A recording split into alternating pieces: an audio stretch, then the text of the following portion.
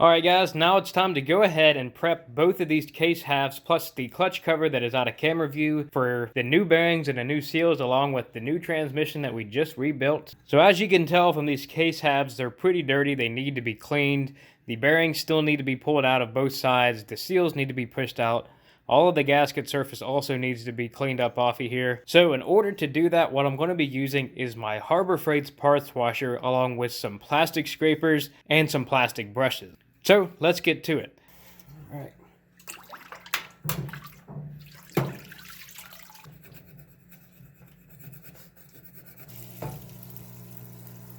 It's getting pretty hard in a couple other places. So after about an hour and a half of working with this, I finally got all the gasket surfaces all prepped up and cleaned.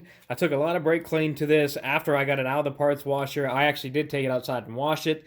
So it's brake cleaned out, I took the air compressor to it, everything's blown out, everything's nice and clean and ready to go. So now what I need to do is go ahead and remove the old bearing. So I still have one here, I still have a oil seal here. Along with the other side of the case half, I still have two bearings left in it that need to be pulled out. But also, as you can see on this one as well, if you plan on saving your bearings, I would immediately lube them back up as soon as you take them out of the parts washer. This one's been sitting for about a day now, and you can see they're already rusting. Good thing is though, I have the brand new bearings to replace this, so let's get to removing it. So for this first seal, I'm just going to be using a 13/16 socket to knock it out the other side. In order to remove the ball bearings that are on the inside of the cases, we have to use a slide hammer plus a bearing puller. So this is the kit that I have from Harbor Freight that honestly works very well. The kit happens to have the size that you need for these, so that's what I'm going to use. So I got to use the smallest size plus the slide hammer. So using this little puller, I want to make sure that I relieve all the tension on the end of the forks here, and then stick it on the inside and open it up just enough to where it makes contact with the inside of the bearing. I'm going to tighten it down and expands the jaws just a little bit, just like that. Now I can add the slide hammer on top. And then I like to get something like a piece of wood to help hold the case down. And now that I'm ready to go, I can go ahead and start slide hammering. Look at that. In just one hit, I was able to get that bearing out. So now I can go ahead and unthread this tool and get the bearing out. So I'm going to go ahead and work on this one since it's also the same size. So this one took a little more work than expected. It's very difficult to actually get the jaws to sit on this one. It's kind of hard to see, but in the middle there's a little tiny peg. So that means that you're going to have to get the puller over top of that peg and far enough into the bearing so that it clips onto the back of the bearing as you see right here. I pretty much got the puller lined up with this peg and started hitting it on with the hammer ever so slightly until it finally reached the bottom here where it grabs the inner of the bearing. So now it should be able to pull up on out. Yep. There we go. Hit it out with just one pull, just like the other one. And now for the last one that I have here, since I can access the backside of it, I'm just going to use an inch size socket and pound it out.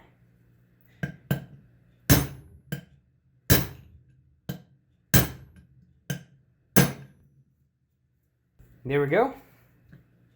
Took a few swings compared to the other ones, but this bearing is much larger than the rest. So now it's time to clean both of these cases where all the seals and bearings will go and start getting all the new bearings and seals installed. Now while I was cleaning, I realized I forgot one of these seals here. Now you cannot see this seal on the backhand side in here. So in order to get these types of seals out, you'll have to just get you a seal puller like this one. This one also came from Harbor Freight, and it's one of the best pullers I've ever used. So you just grab one of the lips of it, and just like that, the seals come out very easily.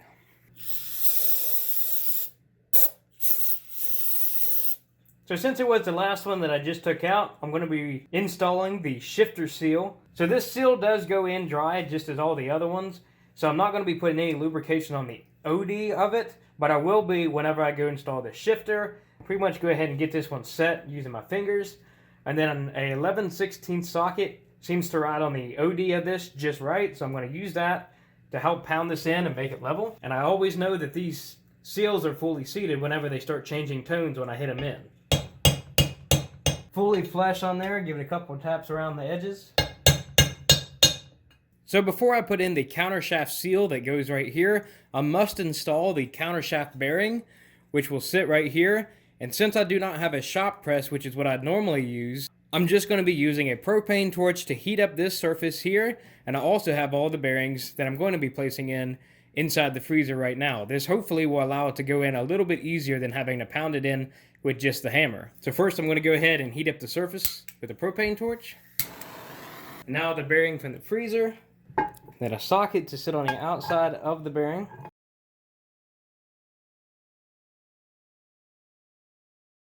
And now the bearing is making a different noise, so I know that it's fully seated, and I'm going to let it cool down before I touch it. And the bearing still rotates freely. And here's the part number for that bearing I just drove in. And then for the seal that sits on the counter shaft, I'm going to be using a 13/16 socket.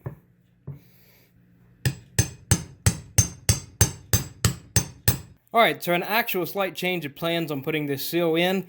I learned a new lesson that if you push this seal in too far, your bearing is not going to move. So what I ended up doing was taking my size 30 socket and putting it upside down so it'll ride on the edge of this surface here. So when I'm hitting this socket down, it'll hit the outside edge first and make sure that this seal is sitting flush with the surface. If it's not sitting flush and it's sitting too far, the bearing will not rotate. I happened to push mine too far and had to push it back out because my bearing would not rotate at all. But now it rotates freely because it has a little bit of clearance in between the seal and the bearing. And now for the main shaft bearing, I'm going to be using the torch again. And here's the part number for that bearing. And now this case half is done. Time to move on to the other one. I'm also going to be using the torch to install the bearings on this side too. This one also has the same part number as the one we just put in. Forgot to mention on the last one, but the seal on the other side faces away from you. So that one definitely took a lot more hits than the other ones to put in, so let's hope this last one goes in a little bit easier. But as I was saying, make sure that that seal is facing away from you whenever you go to install this. So let's go ahead and heat up this last bearing surface and get it pressed in. And here's the last main shaft bearing. There's the part number for it.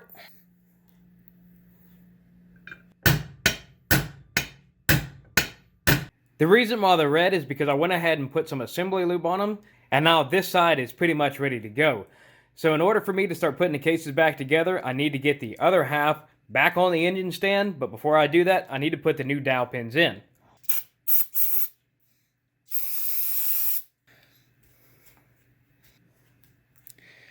The dowel pins that go in this hole and this hole are the same exact part number. There's the part number if you need it.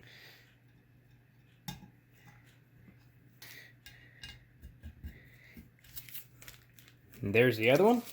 Engine is actually a little too small to fit on here because of this hole in the back. The rods that come with it do not fit it. But what you can do is use the old swing arm bolt, and it actually still works. So instead of putting a nut on the end of it, I just use a pair of vice grips.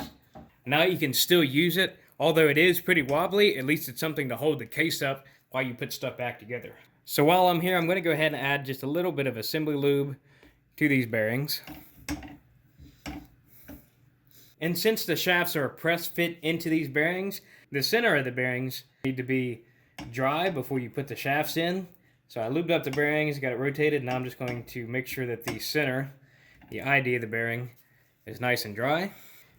I'm going to go ahead and put this in here without lube first so I can seat it and then put the lubrication on it.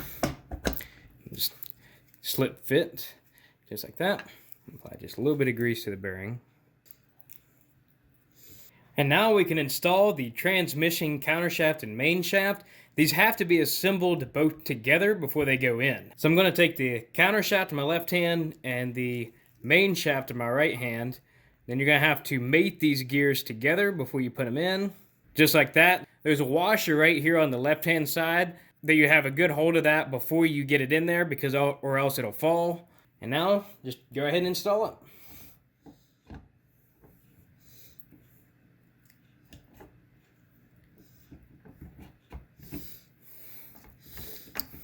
Had to slide a couple of those gears around that can actually move so it'll fully seat. The first one here on the main shaft is the one I had to move, so now they're fully seated. It should not be touching the crankshaft here. That's what was happening with mine. Once I moved that gear, all the gears lined up, and it's sitting fully seated inside of the bearing.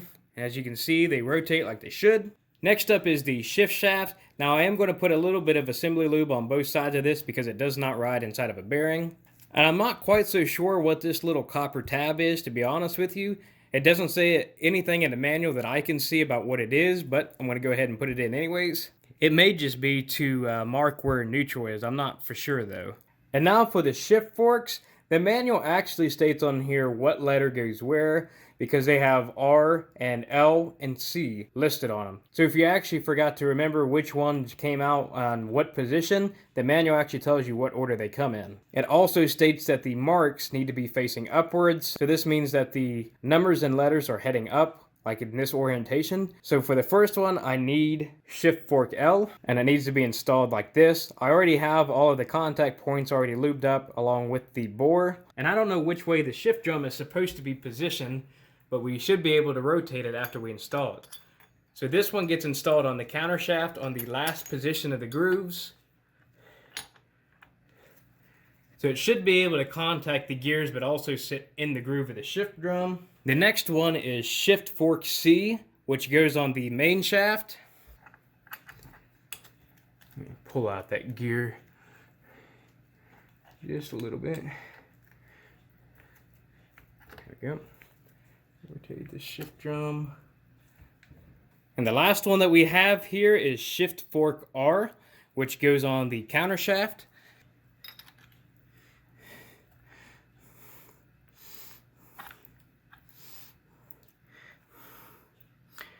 And now the last part, which is the tricky part, is trying to get the shift fork shaft to align up all of these shift forks. So this is already lubricated up.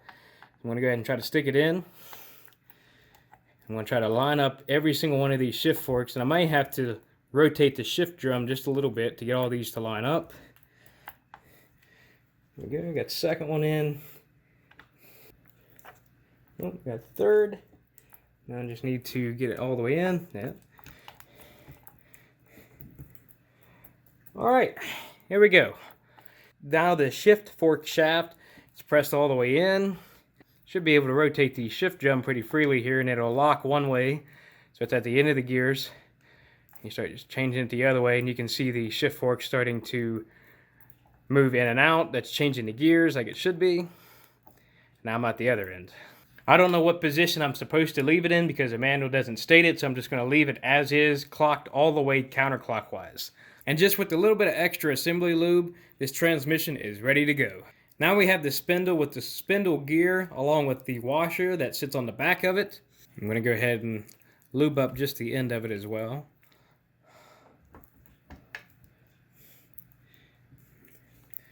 And now I can connect it to the transmission. A little bit of extra lubrication. And now the whole entire left-hand side of the case is now complete. So now I'm ready to install the right-hand side of the case. I need to put the gasket on here before I put the case on, but I always put a little bit of RTV on here just so I ensure that it does not leak. So first I'm going to go ahead and clean up the surface. As you see, I got a little bit of assembly lube sitting on here, and I just want to make sure it's all clean before I put some RTV down.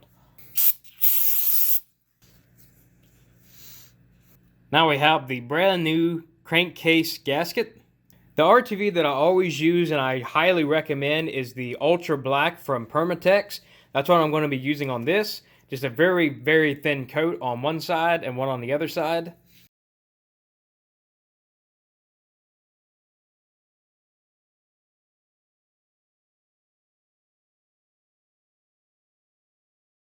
Now we can go ahead and install the gasket. Put it over top of these alignment pins. Touch down the gasket. Now as you see here, there's a problem at the top of this gasket. I'm assuming it's made to be cut off, so I'm going to cut it off. Obviously you can't have that in there with the connecting rod in there. These tabs at the top were just a little too tall for the deck surface, so I went ahead and trimmed those up too. The RTV will help seal that off if it needs. But now it's time for the other side of the case. The bearing surfaces for the crankshaft along with the surface for the shift drum down here are all nice and clean. So everything should be ready to go. The alignment pin started here.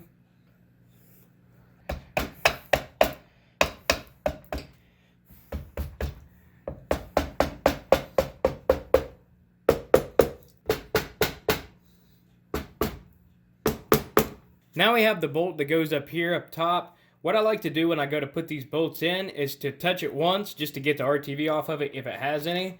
So stick it in, move it a little bit, pull it out, and make sure that there's no RTV on it before I install it. And then we have one down here on the bottom. So see, that one has just a little bit of RTV on it. I'm gonna wipe that off and try it again. Now the manual does not give a torque spec for any of these 8mm bolts for this half, like these two bolts here, or even just for the cover bolts. It just tells you to tighten them. But I don't want to do that by feel. I want to actually have a torque value. So I'm going to take Yamaha's recommendation at 7.2 foot-pounds. Next up, I can go ahead and install the Kickstarter return spring along with the collar that goes with it.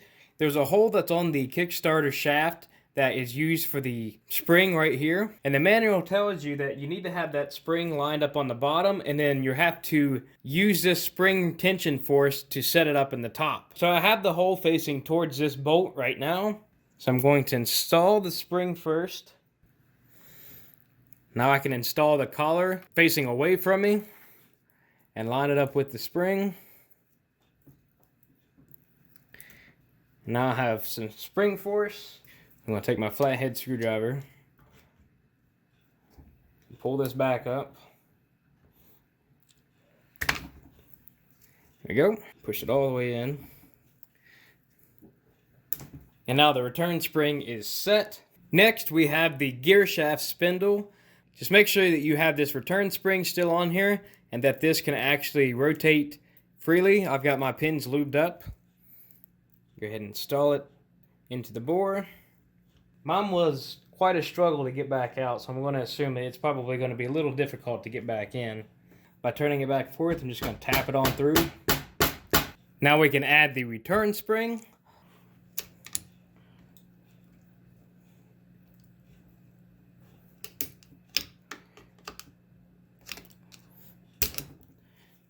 There we go.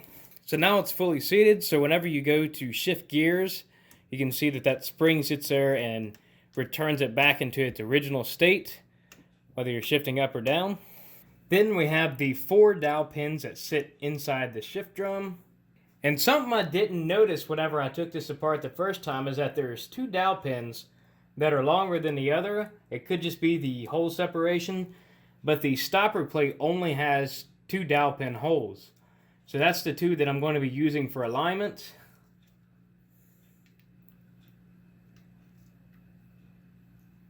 And with that lined up on the dowel pins, I can go ahead and install the bolt and torque this bolt to 9 foot-pounds. So as you can see, as I'm moving the shift drum, that the shifter moves up and down with it. It's the dowel pins that it's catching onto. So as you're shifting the gears, it's catching on these dowel pins to set it in that gear. So now we can install the stopper arm, the spring, and the bolt that goes with it. First thing that has to go on is the spring with this little hook facing towards you. Go ahead and put that on there.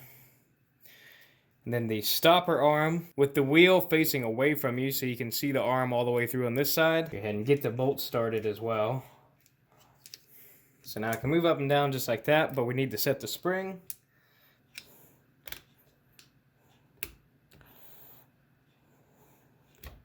There we go.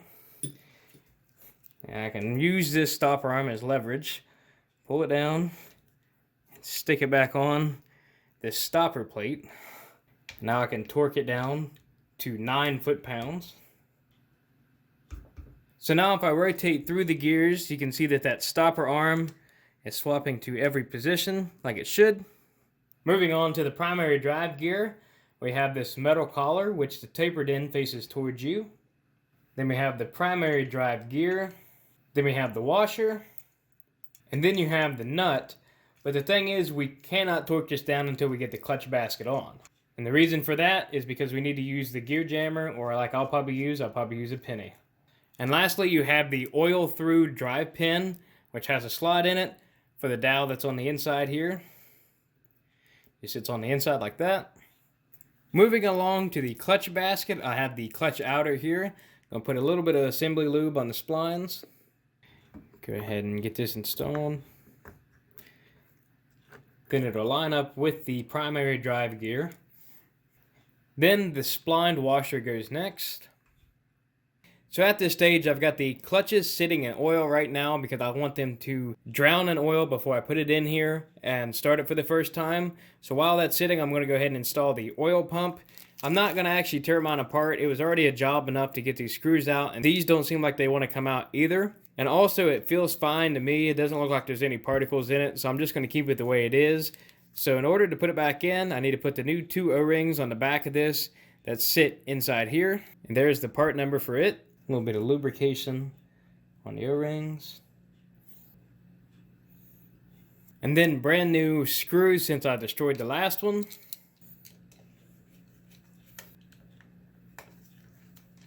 And it doesn't give a torque spec for these, it just tells you to tighten them. And I'm obviously not going to tighten them too tight, as you saw how hard it was to get it off. So I'm just going to go with a little snug on this and call it good. Now for the clutch cover. Since the clutch arm still seems to work just fine, it also does not leak, I do not want to go ahead and disassemble it.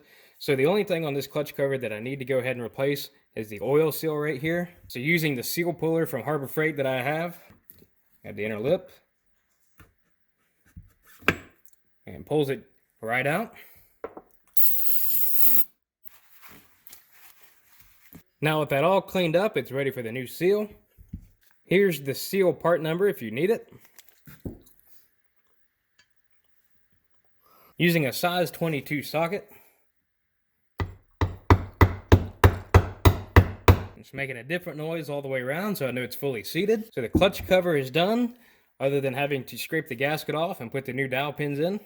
Now for the clutch pack, I have all of these soaked in oil, which I had in a Ziploc bag. So each one of these has the steel disc in between all of the friction disc. I also have a clean clutch center here, so you want to make sure that you don't have any grooves on the inside of each one of these slots as well, which mine looks pretty good, so I'm just going to reuse it. But for each one, I can go ahead and start installing it. The first one is the friction disc. Then you have a steel plate, friction disc, steel plate, friction disc, steel plate, and then the last friction disc. So I'm going to go ahead and try to line up all the tabs at the end here just a little bit. And then you can grab the clutch inner. Stick it in there just like that. And now it's ready to go into the clutch outer. So you want to make sure that all these tabs on the end are lined up for each one of these friction discs. Double check also just to make sure that it's fully seated in there, which mine is. And then lastly, we have the snap ring that sits in the middle here. So I'm going to use the snap ring pliers. Now we can go ahead and put in the clutch springs. And then we have the lifter plate with the 4 bolts, the bearing in the middle. And we also have this little stud as well. Don't forget it.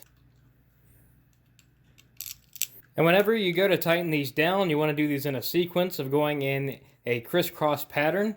And the manual does not state a torque spec for this, so I'm going to go pretty low with somewhere around 7 foot-pounds.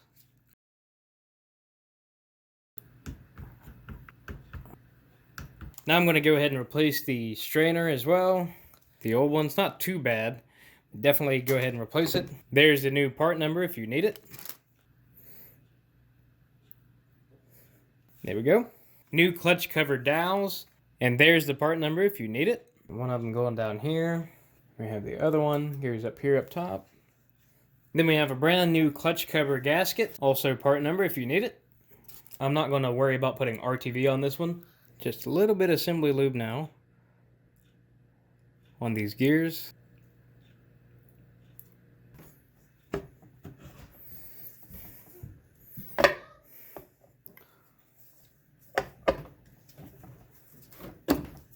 There we go. That was much easier.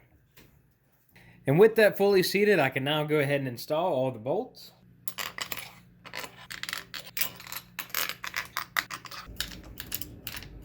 Over here on the left side of the engine, I've got the crank bearing on this side already lubricated up, and before I go ahead and start assembling this side, you need to go ahead and install the timing chain, which I bought a brand new one. There's the part number if you need it. And this one comes a little bit lubricated from the factory, but that's not going to be a problem.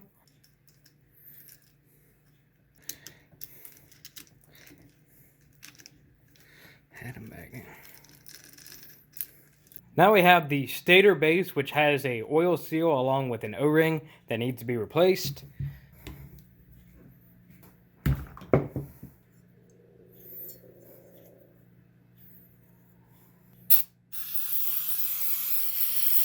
And for the brand new seal, there's the part number. And just remember for this seal that the letters are facing away from you when you install this.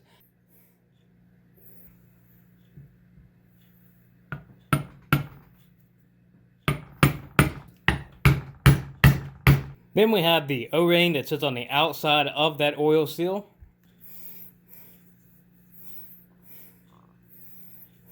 And just a little bit of engine oil on that O-ring. Now we can install the Stator Base. And the 3 Phillips screws that hold it down. There is also no torque spec listed for these, so you just tighten them down. I'm going to do a little at a time since it's trying to seat the seal that's in the Stator Base.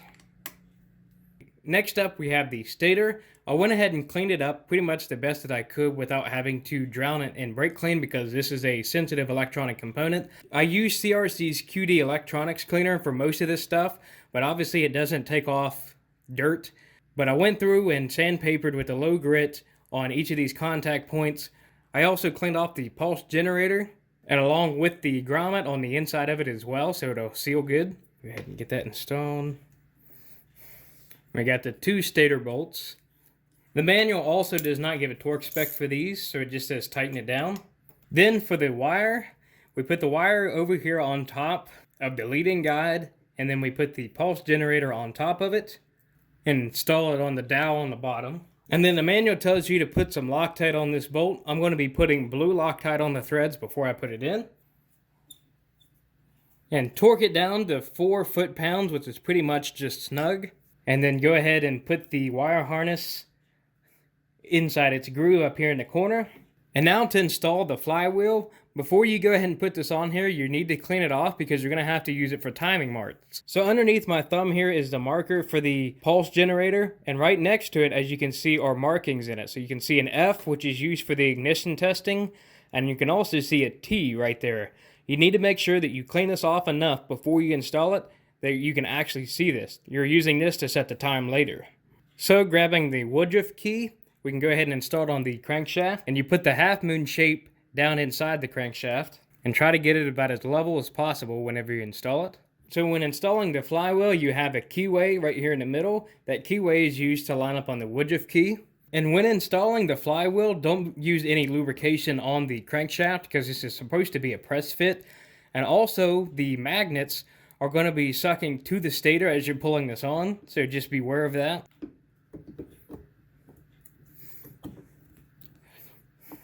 So I think mine's about as seated as it's going to go, so in order to put it on the rest of the way, we need the crank bolt.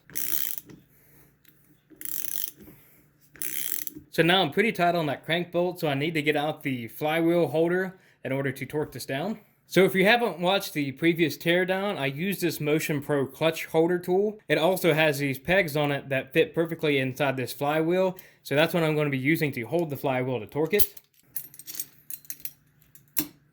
And then we torque down this bolt to 30 foot-pounds. Now just verify that everything seems to be turning over okay. Mine feels pretty good, so I think I'm good to go. And that wraps up the bottom end of the XR100. As always, if you have any questions, comments, or concerns, please ask them below. And if you'd like more videos like this, please subscribe.